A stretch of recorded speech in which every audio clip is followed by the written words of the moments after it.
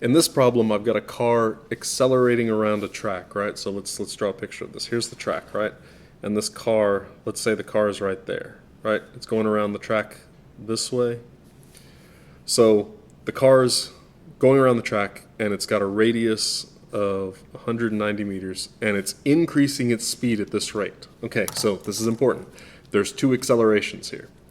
There's a linear acceleration, right? This is the tangential acceleration, that's this. But there's also a centripetal acceleration. There's a tangential acceleration and a centripetal acceleration. And so both of these are going to kind of add up to mean the car is really accelerating this way, right? The vector sum of these two numbers. So whatever we get, it's going to kind of point this way, right? The acceleration is not just pointing towards the center of the circle because this thing's also accelerating tangentially. Okay, so it's not that complicated. We just have to figure out the acceleration first, and then we can write a force equation.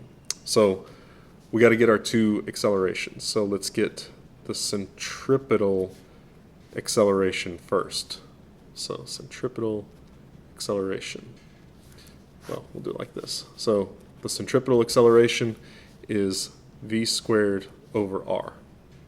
So tires start to skid when the car reaches this speed, so that's going to be the speed I'm going to use, right? So this is going to be v, and I can do v squared over r and get my centripetal acceleration. And then I can do tangential acceleration, right? So my tangential acceleration is just the rate of change of velocity, right? That's what it calls dv dt, right? And so that's this number right here. So that's your tangential acceleration. So if I take these two things, I need to get the vector sum of them, right? And because they're vectors, I can just do vector addition, Pythagorean theorem, right? So it's going to look like this. It's going to be, this is going to be centripetal, and this is going to be tangential, and my total acceleration is going to be the resultant of that, right? So it's just going to be a squared plus b squared equals c squared. So my acceleration is going to be tangential squared plus centripetal squared, right? I'm just doing Pythagorean theorem. Take the square root to get rid of the square, and that's my acceleration. Okay, so once I know this, now I can write a force equation. Net force equals mass times acceleration, and the mass times acceleration is going to be, it's when friction, right? So it's going to be the frictional force, right? So mass times acceleration equals mu times normal force.